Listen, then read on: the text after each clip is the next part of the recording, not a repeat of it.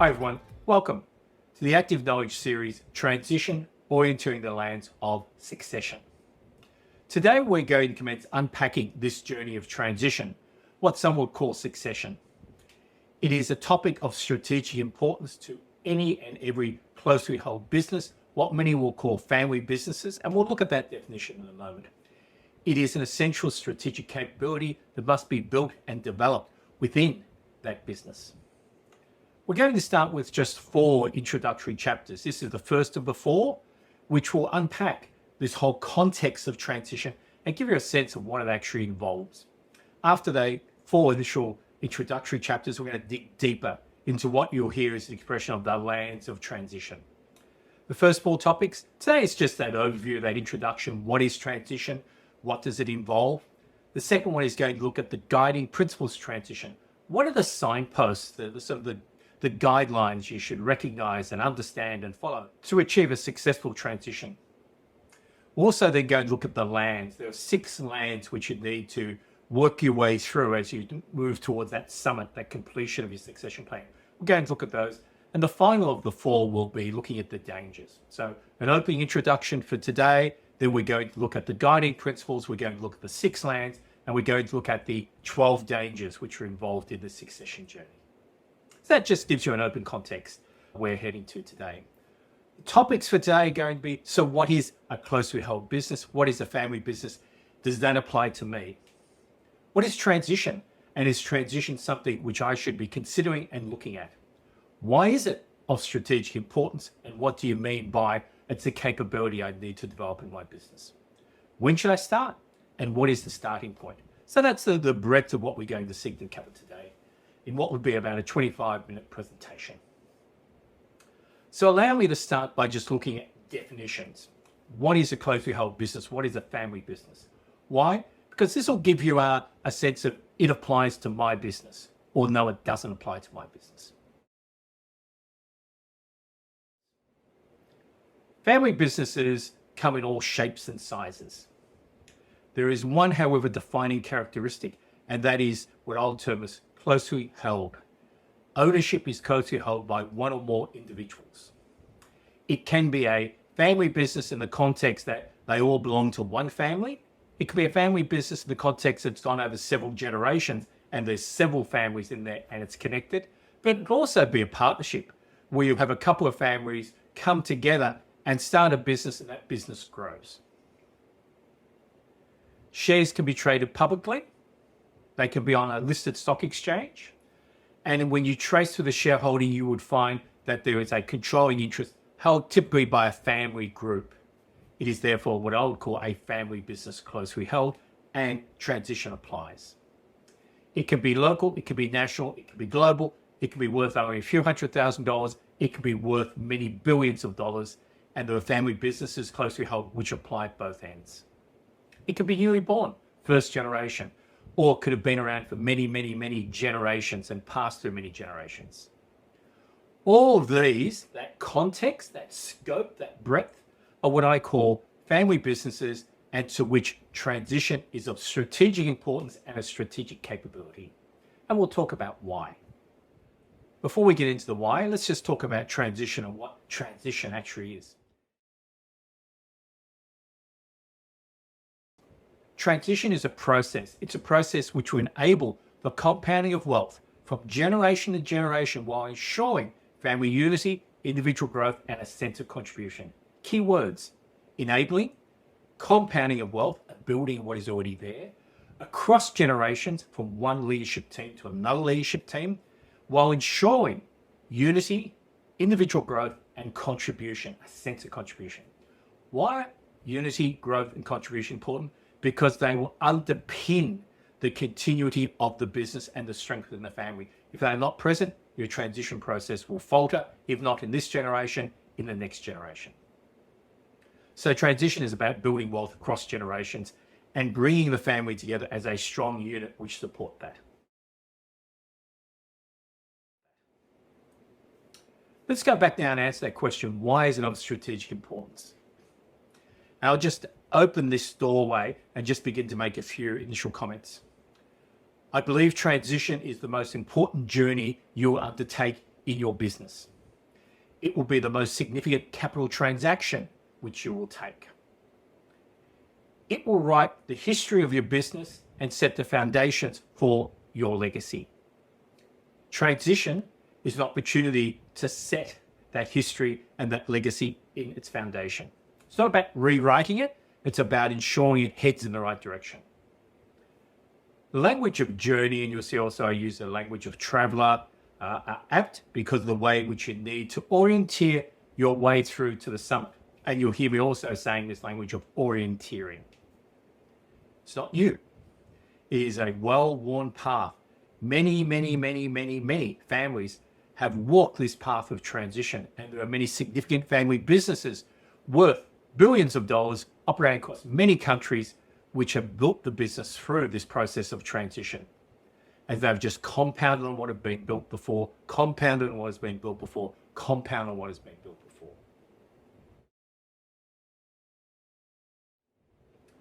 Every family is different, every culture is different. But this journey of transition is the same for all of them.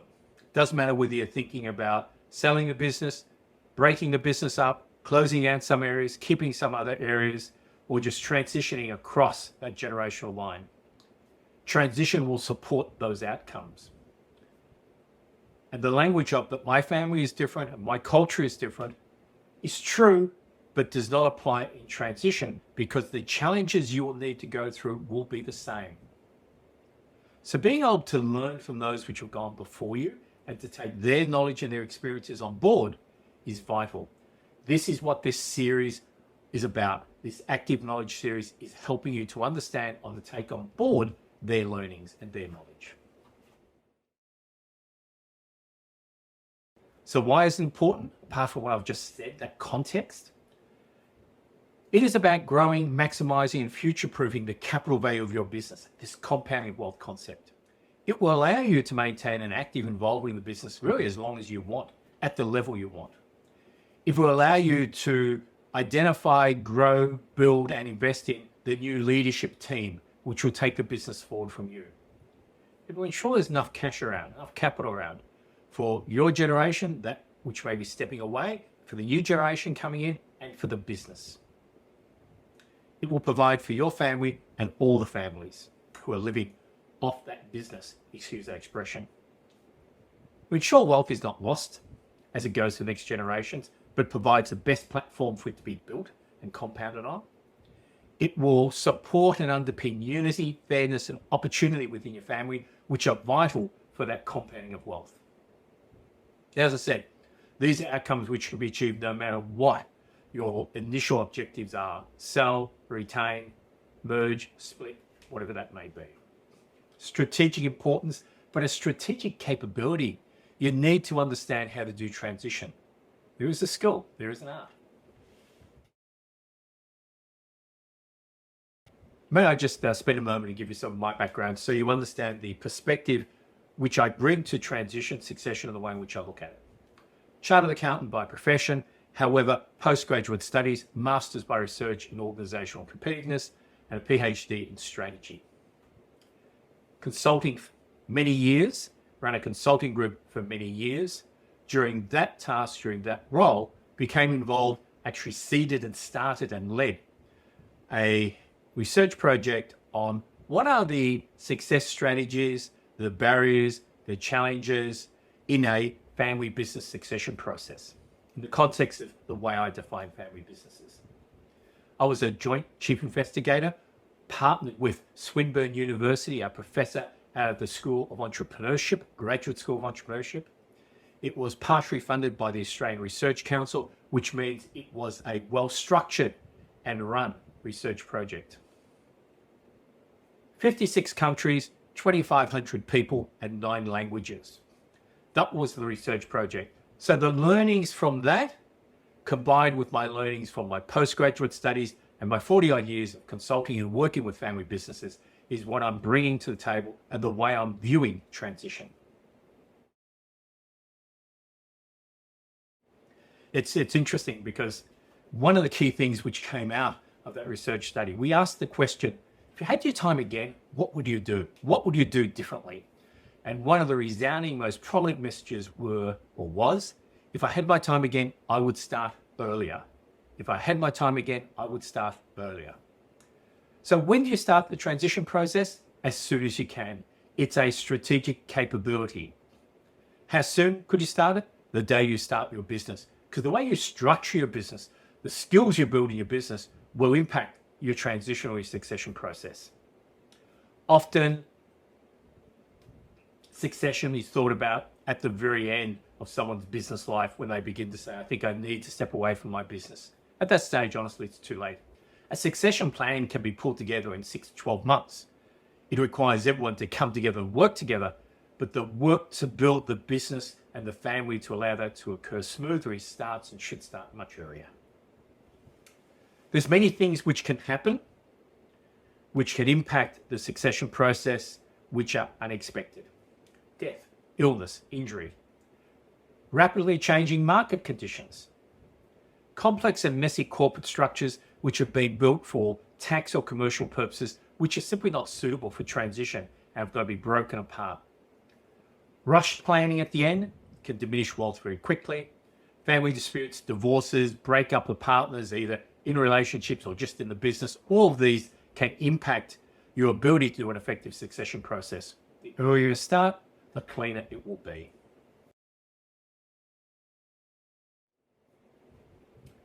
Coming up on the screen now, you'll see there's a map. This is a topographical guide to succession. These are the lands you're going to journey through. That is the summit you're heading through. There is a progression from the start to the summit. There is a way you progress through the lands. In each land, there are tasks to be completed before you move to the next land. There are principles to be followed and there are dangers to be avoided. It is a map of the journey you need to take. The guiding principles will help you reach the summit if you follow them well. So as you think about transition, think about the journey, think about this map. It is an excellent tool for bringing generations together to understand what this transition succession process looks like. And we'll spend a lot of time through the sessions we're going to do in this series, looking at this map and unpacking it and pulling it apart and helping you understand the journey.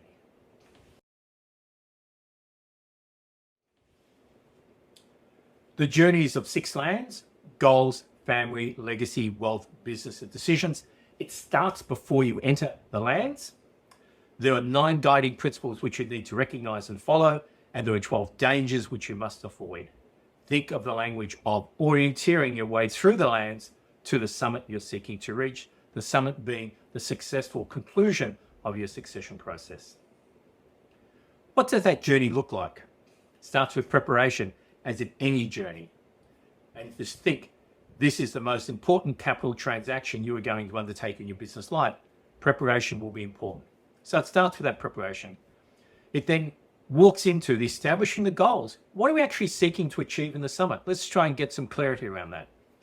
It then steps into building family unity and building the communications which allow the family to get together and to invest in and to understand the succession process and support it. There will be a family charter. There will be a family council. It's a discussion around legacy and what that looks like. It is a large discussion and analysis around wealth. Where does wealth actually exist? What are the principles for allocating that wealth? And then what the dollars are if something happens down the path. Principles first. It's about developing a wealth map, which becomes a task of bringing together all the things which involve your business, in the business and private investments, so actually understand what the wealth looks like, where it actually resides, and verifying all of that, pulling the documentation together. Wealth often resides very strongly within the business, so the land of business is about saying, what are our capital value drivers? What does our future strategy look like? What should it look like? What is the leadership team we need to bring together to make that happen? And then you step into this final land of decision making where we draw all that together. We say, these were the goals. These are the facts of the matter. What are the options we've got? Which is the option which is going to give us the best outcome? Now, what does that mean? It's a journey you work your way through. What's your first task? Well, there is preparation, which we'll look at in a moment. But honestly, I believe the first task is to find your guide, someone who will be your independent succession advisor. it is unlikely there's someone who's sitting at the table with you now. Succession is a specific skill. It's a specific expertise. It requires experience. It requires a certain lens. They must be professional, but importantly, they must be independent. Because that independence of being able to sit within the family group and to hear everyone and to bring all the views to the table and present them to the incumbents, to that managing family at the present time, and to walk them through that is important. Your existing advisors, the taxation, your legal advisors, your accountants will all be at the table supporting the independent succession advisor, but that independent succession advisor is the one who understands the journey and will lead that team through the journey. They also don't have any baggage, excuse that expression. They're not bringing any history to the table in the sense of, but I advised you to do this many years ago and I thought it was a good decision. There's none of that there. And that's not discrediting your existing advisors anyway. It's just a reality check. But the other aspect is, as you're seeking to draw that new leadership team together, the family together, and to journey forward, it's important that they see the guide is independent and carries no bias or any history associated with what has been done, so they can create that new future. There's another aspect, I think, which is important, which again came out of the research which was done. And it's a family issue, it's a cultural issue. And what I found quite often is that the choice of independent succession advisor outside the existing advisor group and outside the existing culture and family connections has been quite important to the family. Because there'll be issues to be spoken about, there'll be things to be talked about, there'll be matters to be discussed and resolved, which the family do not want to be known within their circle. They're private. And therefore that independence allows that to basically be discussed and for a new perspective to be brought to the table to allow that possibly to be resolved and taken forward. Someone who you can trust, someone who you can work with, someone who understands succession, someone who has got a plan, a process which you can follow becomes quite important. What will you discuss with the succession advisor? Well, you start off talking about basically the goals you think you want to achieve. Where do you want to take this succession process to? What are your goals? What do you think are the goals of the children? And you begin to unpack that and draw that together. They set up the plan which they believe you need to follow through based upon the structure of your businesses and the dynamics within your family and what you think your choices will be. Retain, transfer, sell, etc. They'll help you set the goals and the outcomes. They'll build the facts upon which you're going to rely. They'll create the options for you. They'll put forward what they believe is the appropriate alternative and create the action plan which goes with that. They will be the one who I think creates a communication plan and builds a lot of the harmony within the family because they are seen as being independent and is listening to everyone and bringing all their views to the table. So your first task is to basically find that succession advisor, to have those initial discussions to a point that and begin to walk forward. What you also need to do is to gather facts and information. So up on the screen now, it's just a very simple checklist of the types of things you're going to need to bring together, which need to be located, which can sound easy, but in many cases are not that easy to find and to gather, especially if the business has been around for many years. These need to be ticked off and checked because your wealth map will be built upon these as the foundation is beginning to go forward, and you want to make sure that what you thought was where and who you thought owned something does in actual fact be true. And as your structure becomes more complex, the complexity of this list obviously grows, but it just gives you a snapshot of the sorts of things which you're going to begin to gather at that start point before you step into the journeys. So what's the journey? Succession planning transition represents the capping off of your career and the accumulation of your years of effort.